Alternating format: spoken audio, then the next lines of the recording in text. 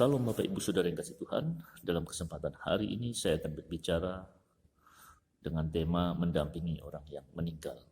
Ya, mendampingi orang yang meninggal, yang akan meninggal maksud saya.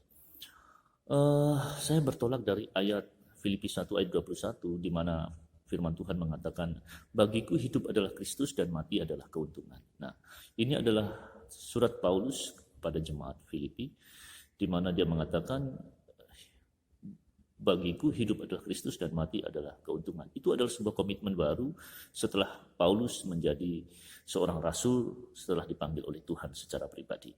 Nah, bagaimana supaya dua hal ini digenapi di dalam kehidupan seseorang? Tentu ini dibutuhkan komitmen. Komitmen secara pribadi maupun komitmen orang-orang yang ada di sekitarnya untuk menyelamatkan seseorang yang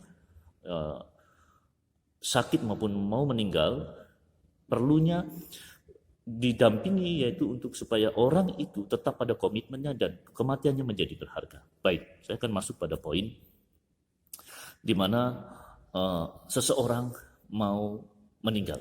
Nah, dalam pengalaman pelayanan, beberapa kali saya mendampingi orang-orang yang akan meninggal. Dan beberapa kali saya menemukan bahwa orang-orang yang akan meninggal itu yang pertama, ada rasa takut, ketakutan yang luar biasa. Tetapi yang kedua juga saya melihat ada orang yang waktu mau meninggal dia bahagia. Bahagia artinya dia yakin bahwa jiwanya akan diselamatkan.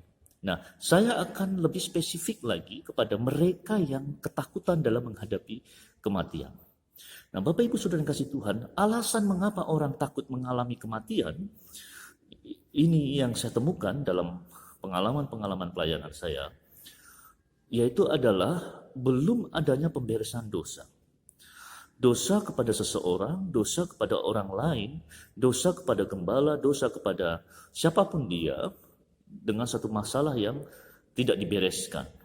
Ketika menghadapi kematian, dia rasa takut karena dia belum yakin bahwa dia akan masuk dalam kerajaan surga. Ini menjadi penting. Pemberesan ini menjadi penting karena ini adalah perjalanan akhir dari kehidupan seseorang yang mungkin saat itu dia sedang sakit keras atau dia sudah merasa bahwa dia akan dipanggil oleh Tuhan.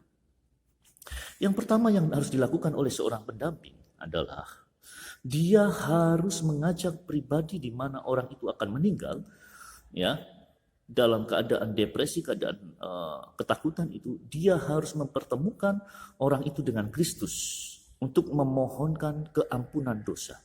Walaupun pribadi yang mungkin dia memiliki masalah dengan orang tersebut itu tidak ada di sekitar situ atau tidak punya kesempatan lagi untuk menyampaikan permintaan maaf, baik maupun melalui pertelepon maupun secara langsung, mungkin sudah tidak ada kesempatan. Tetapi masih ada kesempatan keampunan sebelum menjelang dipanggil Tuhan.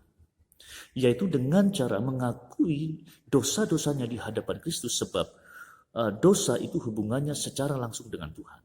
Ya. Nah, mungkin bisa juga melalui pesan di mana sampaikan permohonan maaf kepada orang yang pernah disakiti, melalui keluarga, mungkin kepada siapapun, itu perlu. Ya. Nah, supaya orang yang sakit ini, yang mengalami ketakutan ini, dia merasa bahwa ada pemberesan di dalamnya, yaitu dengan masalah dengan orang lain. Ini yang terjadi, beberapa kasus terjadi. Nah, yang kedua adalah orang itu memiliki dosa pribadi dengan Tuhan. Artinya dosa itu dilakukan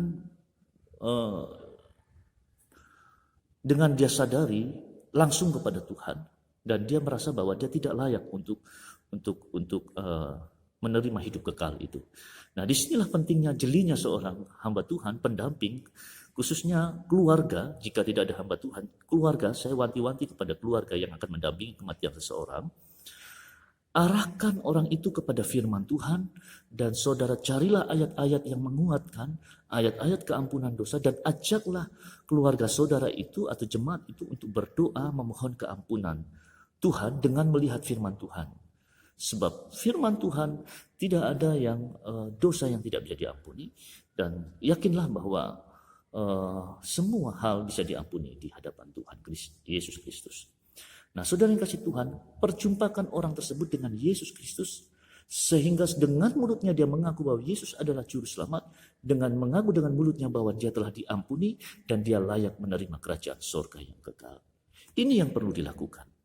Karena saudara, kalau tidak demikian, saya mengkhawatirkan atau sangat dikhawatirkan kalau orang itu meninggal tanpa keampunan, tanpa menerima Yesus Kristus sebagai juru selamat. Apalagi mereka yang mungkin jauh dari Tuhan, atau dia domba yang terhilang, atau dia yang belum mengenal Yesus sebagai Tuhan secara pribadi. Ini kesempatan bagi saudara di akhir kehidupannya. Apakah dia bisa diselamatkan? Firman Tuhan mengatakan bisa diselamatkan. Karena orang yang di sebelah Yesus, entah di sebelah kanan atau sebelah kiri, mengatakan, ingatlah aku kalau engkau datang sebagai raja. Orang ini tidak pernah berbuat baik, dia adalah seorang penjahat, tetapi Yesus berkata, hari ini juga engkau bersama-sama dengan aku di Firdaus. Kesempatan ini ada di tangan saudara. Jika ada di antara saudara yang sakit, saudara bisa mendampinginya. Dan jikalau memang nampaknya akan dipanggil oleh Tuhan, saudara lihat penyakitnya kronis dan orang ini mungkin punya dosa dengan seseorang ataupun dosa pribadi, saudara perjumpakan dia dengan Tuhan Yesus Kristus.